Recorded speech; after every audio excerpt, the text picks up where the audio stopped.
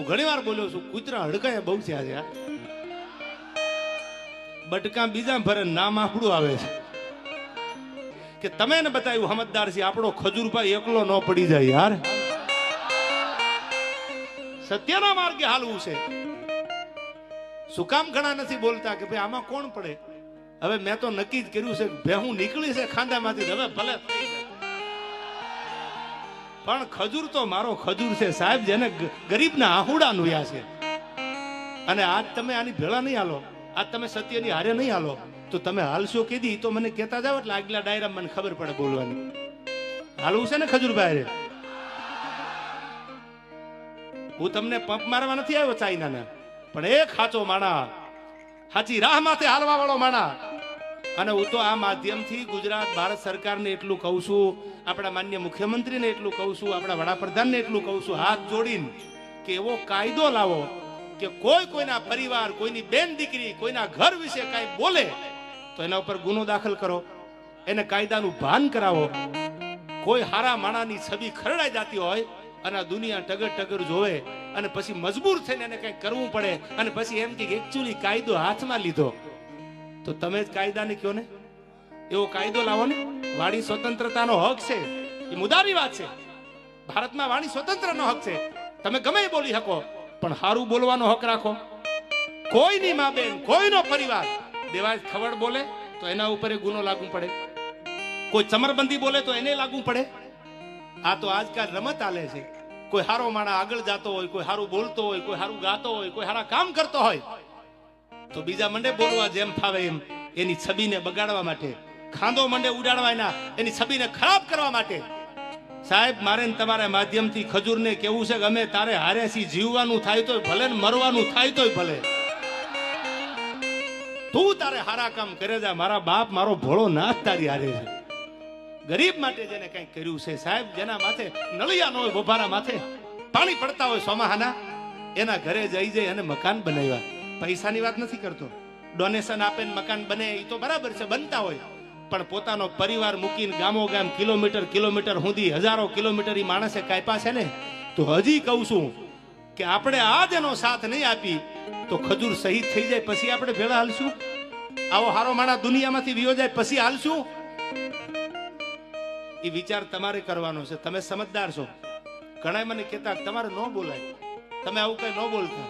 એ ખજૂરભાઈ નો વિષય છે, પણ સત્યની ભેળો ન ઉભો રહો તો હું મોટો ખદડો ગણાવું. અને જે થશે એ હવે ભરી પીશું, નસીબ અમારા અને મારા ખજૂરના. પણ તમને એટલું કહું છું કે મારા બાપ, જો તમે સમજદાર હોય, તમે ભણેલા ગણેલા હોય, તમારી આંખે જો જોતા હોય ને, તો આજ આ કળયુગનો આપણો રામ ઈ ખજૂરને એકલો ન મુકતા ગમે એ થઈ જાય, ભેળા હાલવું છે યાર. એની મોરલ નો તૂટી જાય, એના કામ નો બંધ થઈ જાય. આ એની મોરલ તોડવા માટે, એની મેન્ટાલિટી ડાઉન કરવા માટેના પ્રયાસો હાલે છે. અને આ ટાણે જો તમે મારી કે હું કે તમે ખજૂર ભેળા ન રહી તો રે કોણ? એને એના કાકાના દીકરાનું મકાન બનાવ્યું, એને એના માસીના દીકરાનું મકાન બનાવ્યું, એને એના ફૂઈના દીકરાનું મકાન બનાવ્યું? ના, એને તો એક એક ગરીબના મકાન બનાવ્યા છે. ચાહે કોઈ પણ હોય, ઝૂંપડામાં રહેતો હોય, નાનો માણા હોય, કોઈ પણ જ્ઞાતિનો હોય, તો હજી એકવાર આકલો કરીને કહી દો કે આપણે જીવીને મરીએ ત્યાં સુધી કોની ભેળું રહેવું છે યાર? હા ડાયરો, હા યાર, આજ આપણે સત્યનો સાથ આપવો છે. બધાને કહું છું, હવે પછી સોશિયલ મીડિયામાં જ્યાં જ્યાં આવું થાય, તમને એવું લાગે કે સાચો માણસ એના પરિવાર વિશે, એની છબીને બગાડવા માટે આ થાય છે, તો ઉભા રહેજો. અને ટગર ટગર જો તમે જોશો ને તો એટલું યાદ રાખજો, 10 વર્ષ પછી, 5 વર્ષ પછી આ ઓડિયન્સમાં બેઠા ને, એનો દીકરો દાતાર બનશે, એનો દીકરો કલાકાર બનશે, આ બેઠા એમાંથી એનો દીકરો કથાકાર બનશે. તેથી આ અમારી હાલત છે ને, એ જ હાલત તમારા દીકરાની થવાની છે, એટલું યાદ રાખજો. આ કોઈની જાગીર નથી, દેવા ખબર તો આજ છે, કાલ નહીં હોય તો કોઈ બીજા ગાતા હશે. તમારો દીકરો કલાકાર બનવાનો છે, તમારો દીકરો ખજૂર જેવો દાતાર બને, કોઈ 5 મકાન કોકના બનાવે. આજ જો ટગર ટગર જોશો તો કાલ દીને આવતા વાર નહીં લાગે. સત્યને સાથ આપજો. અને સત્ય પરેશાન હોય, રાણા પ્રતાપ લડ્યા ને એટલે રાણાનો ઇતિહાસ છે. એને સેલ્યુટનું નામ પૂર્ણસું કરી દીધી હોત તો કોઈ આજ મેવાડને યાદ ન કરતું હોય. આજ મારે તમારે સત્યના હારે હાલવું છે, સત્યની સાથે હાલવું છે. જે દુનિયાને કેવું હોય કે આપણે ન બોલાય ને આપણે આંખે ન થવાય. સારા માણાની ભેળા ઉભા રહેજો મારા બાપ. હાથ જોડીને તમને એટલું કહું છું, અને સરકારને એવું કહું છું કે એવો કાયદો લાવો કે ન બોલવાનું. કોઈ ફોનમાં કાંઈ પણ બોલે તો એના ઉપર ગુનો દાખલ થાય, એના ઉપર કાયદેસરની કાર્યવાહી થાય, એ ચાહે કોઈ ચમરબંધી હોય. અને જો આટલું નહીં થાય તો મને નથી લાગતું આ ગુજરાતની આવનારી પેઢીનું ભવિષ્ય ઉજળું થાય. મજા આવે બોલી જાય, મજા આવે જિંદગી બગાડીને વયા જાય. પછી માણા મજબૂર થઈને કંઈક કરે એટલે એમ કે કાયદો હાથમાં લીધો. બધા એવા નથી હોતા. સોમાનથી જીવવા વાળા આપણા ગુજરાતમાં આખા ભારતમાં છે. હા, એનું સોમાન જળવાઈ જાય એના માટે જીવજો.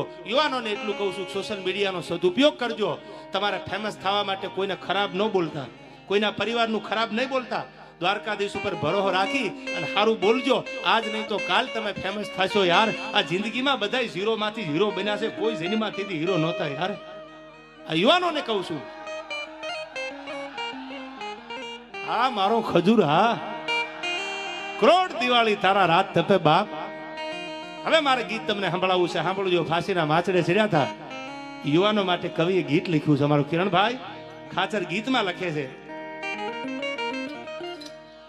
કે જી હિંદના હીરાય સિંહ સાદુળા, મારા ભારતી માના પૂત રે, મારા ભારતી માના પૂત.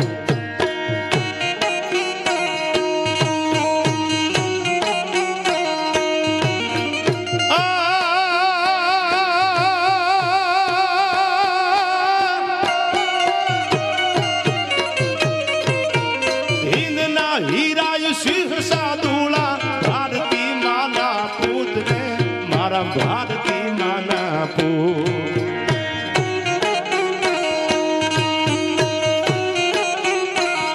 આવજડાની ડાણ તું ગાજે, સુરાને શહીદની ગાથા, ભારત માની ભૂમિકા માથે. આવજડાની ડાણ તું ગાજે.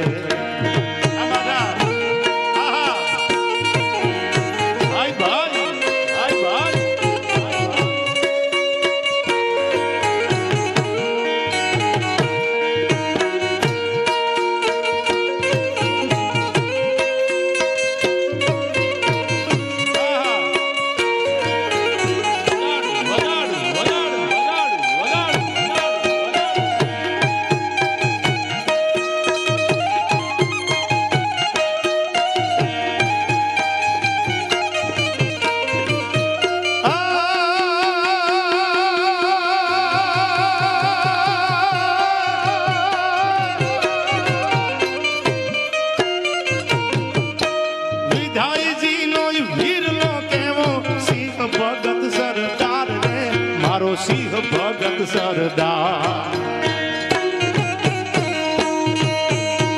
બધા સમજદાર છો. આ ગીત નવું છે એટલે ગાઉં છું. એની જનેતાનું નામ હતું વિદ્યાવતી ગોર.